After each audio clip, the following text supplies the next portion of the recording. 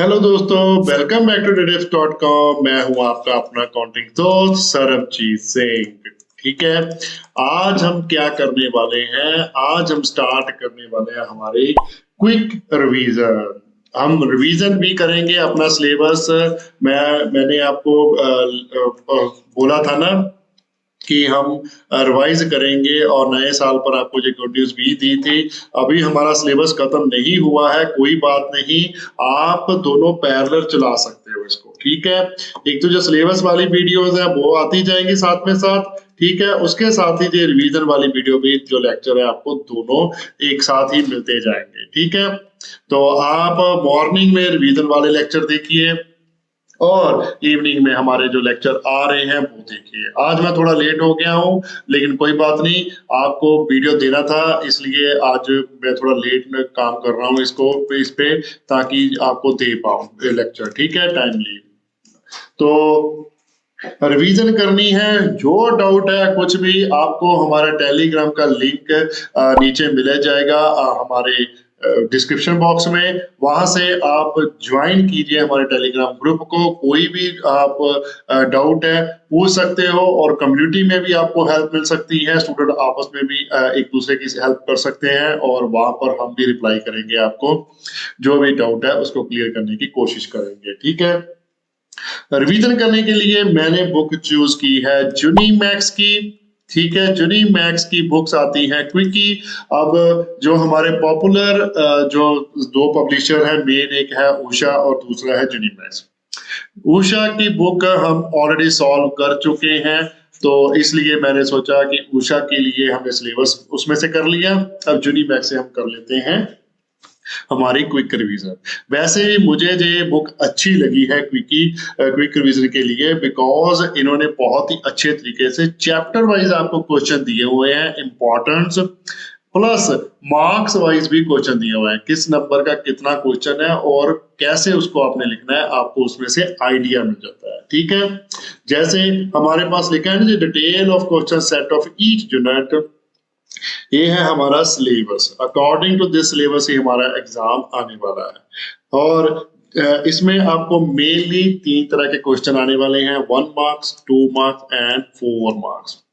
हम ज्यादा से ज्यादा फोकस किस पे करेंगे? 4 मार्क्स पे। उसका रीजन मैं आपको बताता हूँ। 4 मार्क्स पे फोकस करने के फायदे क्या है आपको। 4 मार्क्स के क्वेश्चन के साथ आपके ये ऑटोमेटिकली हो जाएंगे। ठीक है, आप पहले 4 मार्क्स वाले क्वेश्चन को अच्छे तरीके से समझ लीजिए। जो 4 मार्क्स में कॉन्सेप्ट्स आते हैं उन्हीं कॉन्सेप्ट्स के बेसिस पर 2 मार्क्स के क्वेश्चन बनेंगे और 1 मार्क्स के क्वेश्चन बनेंगे। 4 मार्क्स में आपके पास एक ही क्वेश्चन में 4 से 5 कॉन्सेप्ट्स आ जाएंगे।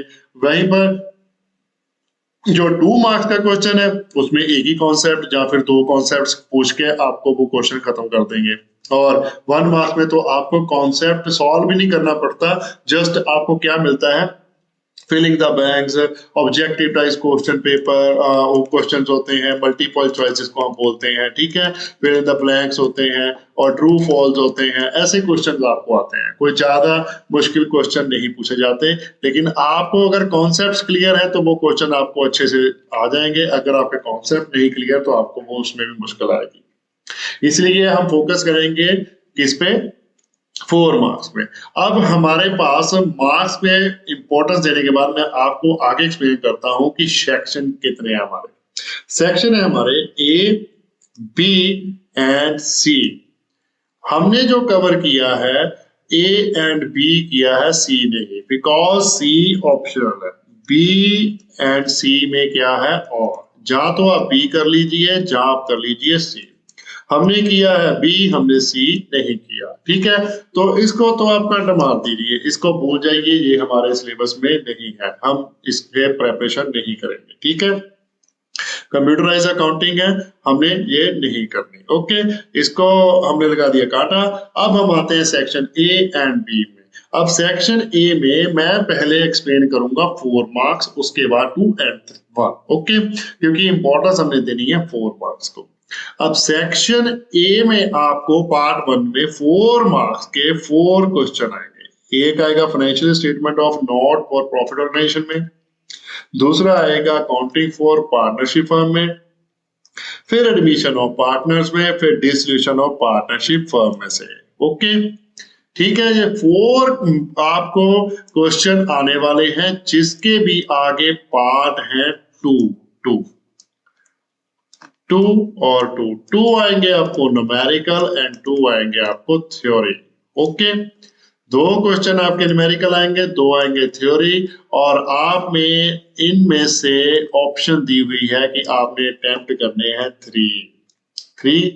ओके, 3 के ही आपको मार्क्स मिलने वाले हैं 12।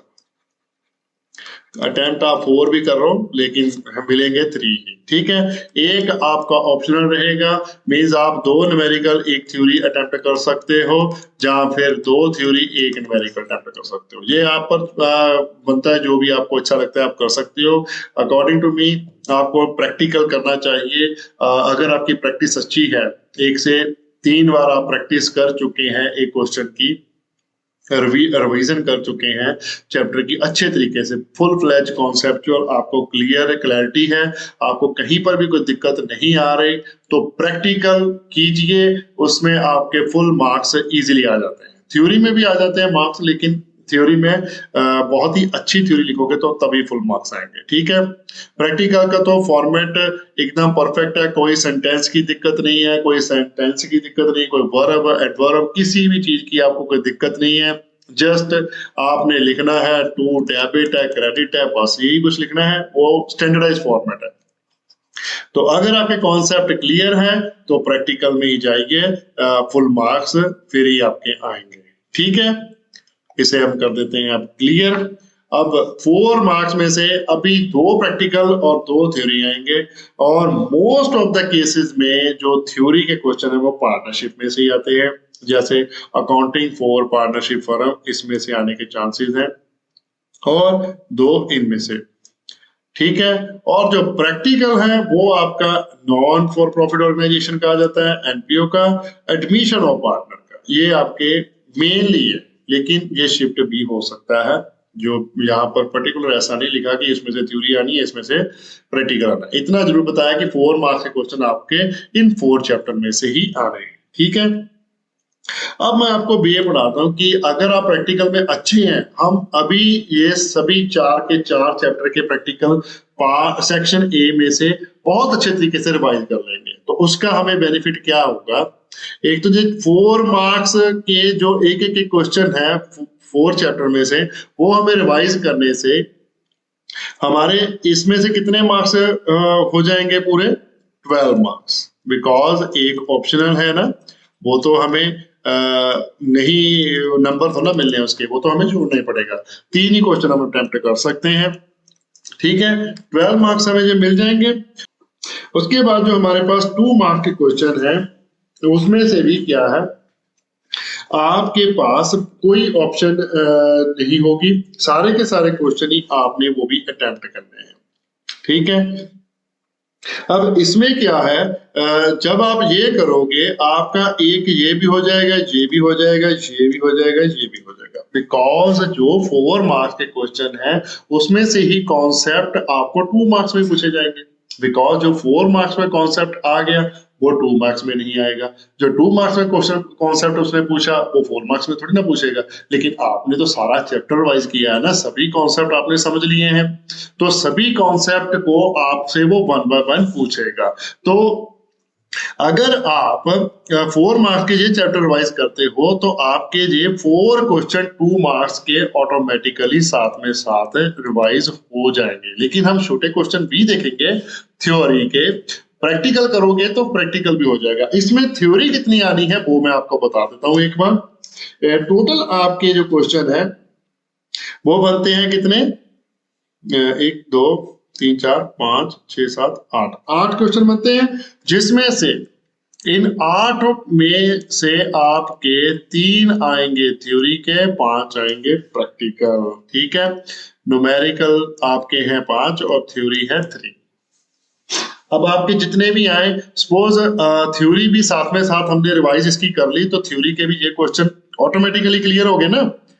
चैप्टर हमने 4 रिवाइज किए जिसके हमारे 4 मार्क्स के क्वेश्चन थे, वो हमारे रिवाइज हो गए। उसके बाद 2 मार्क्स के ऑटोमेटिकली हमारे 4 क्वेश्चन और रिवाइज हो गए 2 मार्क्स के, तो वो कितने बन गए 8 मार्क्स। ओके, ये 8 मार्क्स बन गए हमारे।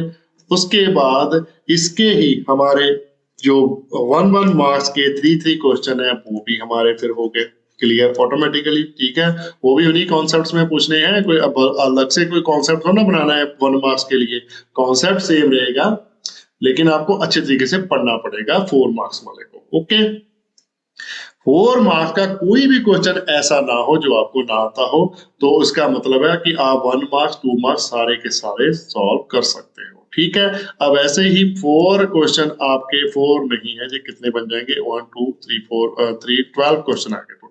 12 क्वेश्चन 1 मार्क्स के आपके आ जाएंगे 12 नंबर के। ये 4 चैप्टर वाइज करने से आपके टोटल 32 मार्क्स जो है वो हो जाएंगे रिवाइज परमानेंट पक्के। ठीक है, सेक्शन ए में से अगर फिलहाल के लिए हम ये और ये छोड़ दें तो ठीक है, उसके बाद सेम वे सेक्शन बी में जाते हैं। सेक्शन बी में हम ये और ये करेंगे फिलहाल के लिए, इसको छोड़ देंगे because it include 4 chapters. Financial statement क्या होती है, फाइनेंशियल स्टेटमेंट एनालिसिस की टेक्निक, कंपनी की फाइनेंशियल स्टेटमेंट, फिर अकाउंटिंग रेशियो, 4 चैप्टर इंक्लूड करता है ये 9 कॉन्सेप्ट। कैश फ्लो स्टेटमेंट आप कर सकते हो, शेयर कैपिटल तो आपने कर लिया है बहुत अच्छे तरीके से। अब नेक्स्ट हम कैश फ्लो स्टेटमेंट ही करने वाले हैं।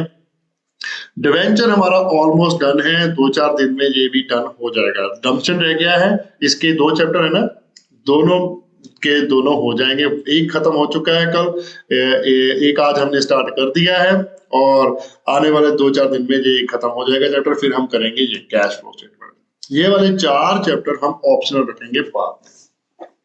अगर आप ये भी 4 मार्क्स वाले क्वेश्चन एकदम परमानेंट अपने कर लेते हो रिवाइज कर करके मिनिमम कितने टाइम, मैंने पहले भी बोला मिनिमम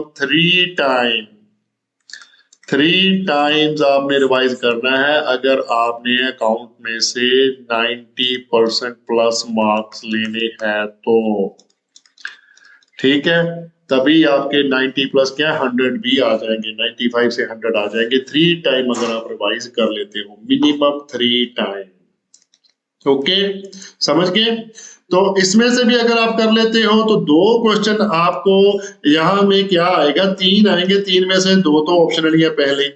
ठीक है, 3 में से करने कितने हैं 2 करने हैं आपने, ऑप्शनल है इसमें भी जो 4 मार्क्स के क्वेश्चन है ना 2 करने हैं आउट ऑफ 3, तो 2 के ही आएंगे। ये तो हमारे सपोज हमने छोड़ ही दिया, इसमें थ्योरी और प्रैक्टिकल हमने कर लिया, तो कैश फ्लो का भी कभी कभी प्रैक्टिकल थ्योरी आ जाता है और कभी कभी इसका भी आ जाता है। ठीक है,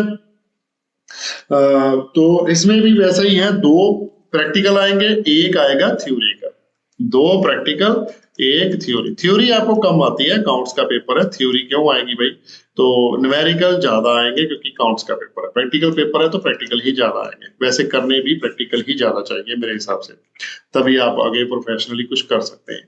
ओके, तो ये हमारे 2 क्वेश्चन ये परमानेंट हो जाएंगे, तो 4 मार्क्स के ये हमारे बन गए 8 मार्क्स। ऐसे रिवीजन हमने करनी है। ठीक है, तो ये हुए, इसके साथ ये भी हो गया, ये भी हो गया, ये भी हो गया, ये भी हो गया। ओके, 2 मार्क्स के आपके हो गए 3 क्वेश्चन परमानेंट 8 मार्क्स। उसके बाद आपके हो गए 6 मार्क्स हो गए आपके 1 मार्क्स के 6 क्वेश्चन, तो ये आ गए 6 मार्क्स। ओके, तो ये आपके बन गए टोटल कितने नंबर 20 मार्क्स, 20 बन गए।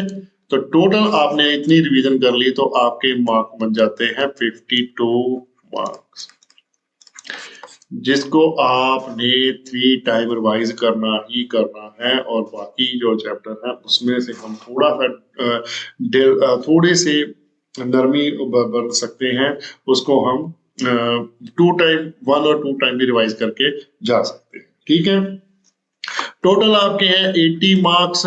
ठीक है, अगर आपने 90% प्लस लेने हैं तो आपको मिनिमम 72 मार्क्स चाहिए। तभी 90 प्लस होंगे। ठीक है, तो 72 मार्क्स लेने के लिए हमने क्या करना है, बहुत ही सिंपल सा चैप्टर है ये, change in profit sharing ratio, बहुत ही सिंपल सा चैप्टर है। इसमें से प्रैक्टिकल आने के पूरे पूरे चांस है, आएगा।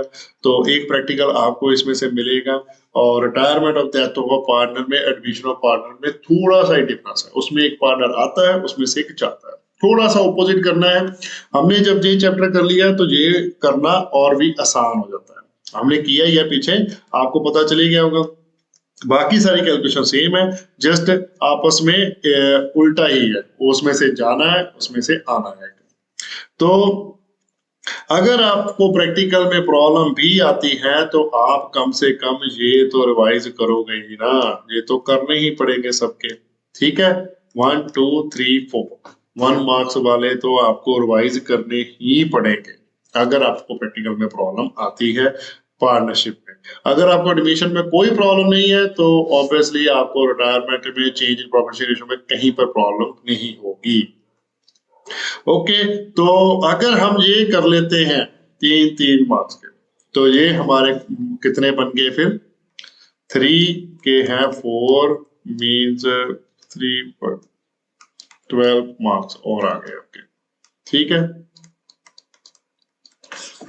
अगर आपने 80% पर रहना है, आप चाहते हो कि मेरे 80% ही आ जाए तो बहुत अच्छी बात है, तो ये बन गए आपके 80% विदाउट ज्यादा स्ट्रगल किए। अगर हमने ये टॉपिक अभी छोड़ दिए हैं, बड़े वाले छोटे किए हैं, अब थोड़ी सी मेहनत और कर लो, ये भी कर लो, आप 100% की ओर बढ़ जाएंगे। ठीक है, सिंपली पहले हम अपने फुल एंड फ्लेज जो फाइनल करेंगे एग्जाम में, वो है हमारे 52 मार्क्स पे, तो हमने रिवाइज करने हैं बहुत अच्छे तरीके से। ठीक है, 52 को पहले अच्छे तरीके से रिवाइज करेंगे, उसके बाद हम आगे बढ़ेंगे 64 की ओर, फिर उससे बाद भी आगे बढ़ेंगे हम 72 की ओर, और देन फाइनली हम कंप्लीट कर लेंगे हमारी डिवीजन 80 की ओर। ठीक है, 80 मार्क्स लेने हैं या नहीं लेने वो बात की बात है, लेकिन रिवाइज तो फुल एंड फ्लेज करना चाहिए। फुल सिलेबस अगर रिवाइज करते हैं तो उतने ही चांसेस बढ़ जाते हैं आपके 90 प्लस आने के। कोई एग्जामिनर जो है ना, वो बच्चे का देखता है कि कितना कि उसने स्टडी किया है, तो एग्जाम ऐसे सेट होता है, पहले तो पासिंग मार्क्स वाले आ जाते हैं, इतने जो अच्छा पेपर सेट किया जाए ना, उसमें से पहले आपके आ जाएंगे 40-50% वाले। 40-50% बहुत ही इजी होगा। ठीक है, जिससे क्या हो गया कि बच्चे पास हो गए, जो जिसने पास होने की तैयारी की थी वो पास हो गए, वो इजी होगा। जिसने एक आधी बार रिवीजन की हुई है, क्वेश्चन अच्छे से निकाल रहा है, उससे निकल रहे हैं, 1-2 क्वेश्चन छूट गए, चलो कोई बात नहीं, लेकिन जितने भी किए उतने अच्छे किए, तो वो हो जाएगा इजी। वो इजी पेपर थोड़ा सा रखेगा, जिससे क्या होगा 40 और 50 तक नंबर आए बच्चे के और बच्चा हो जाए पास। ठीक है, 50% परसेंटेज की बात है, जो 40 to 50%। ओके, उसके बाद वो थोड़ा सा मीडियम पेपर करेगा। मीडियम कहां तक जाएगा, मीडियम जाएगा अप टू 80% जाएगा मीडियम की। अब देखें कि कितनी ज्यादा क्लैरिटी है बच्चे को कॉन्सेप्ट की, थोड़ा सा पेपर और टफ कर दीजिए, मीन्स बीच में थोड़े क्वेश्चन टफ वाले डाल दिए, जो नॉर्मल बच्चा छोड़ देता है, और मीडियम बच्चा जो एवरेज बच्चा है, जो वो उसको फोकसली पढ़ता है, वो वाले। ठीक है, फिर उसके बाद आ जाते हैं high. High means high risk वाले, वो तो वो ही निकाल पाएगा जो 3 टाइम मेहनत करेगा, चाहे एक चैप्टर की कर ले, चाहे 10 चैप्टर की कर ले। अब जैसे कई स्टूडेंट होते हैं कि एक को चैप्टर शेयर कैपिटल बहुत अच्छे तरीके से समझ लग गया, मीन्स वो इसमें हाई वाला क्वेश्चन भी अटेम्प्ट कर लेगा। अगर ये वाला उसके एकदम क्लियर है, इसमें वो हाई क्वेश्चन भी आया, वो क्लियर कर जाएगा, तो वो फिर 80% की और 80 पॉइंट कुछ पे और चल जाएगा, ऐसा हो जाता है। ठीक है, तो कंपलसेट होता रहता है। आपको 90% प्लस लेने हैं तो आपको 90% का टारगेट एक तो दीवार पर लिख कर रख लेना है कि हाँ भी ये मेरा टारगेट है, ये मैंने अचीव करना ही करना है, तो मुझे 3 टाइम रिवीजन करनी ही पड़ेगी। तो 3 टाइम रिवाइज करना है। एक बार मेरा लेक्चर देखिए, उसके बाद उसको सॉल्व कीजिए, फिर से थोड़े टाइम बाद उसको फिर से चैप्टर को सॉल्व कीजिए और लास्ट में एक बार प्री बोर्ड के बाद उसको सॉल्व कर लीजिए और एंड में फिर आप जाते जाते एक बार सॉल्व कर ही लोगे। ठीक है, कुछ मुश्किल काम नहीं होता। हमारा टाइम बहुत ज्यादा होता है हमारे पास दिन में। अगर देखिए तो हमारे पास 24 आवर, ठीक है, हम कुछ भी कर सकते हैं 24 आवर्स में, लेकिन हमारा मोबाइल हमारा टाइम बहुत ज्यादा ले लेता है। वेस्टेज ऑफ टाइम हमारी ज्यादा है। आप शेड्यूल बनाइए, 8 से 10 घंटे भी पढ़ लीजिए दिन के, बहुत है, मीन्स 1/3 है जी।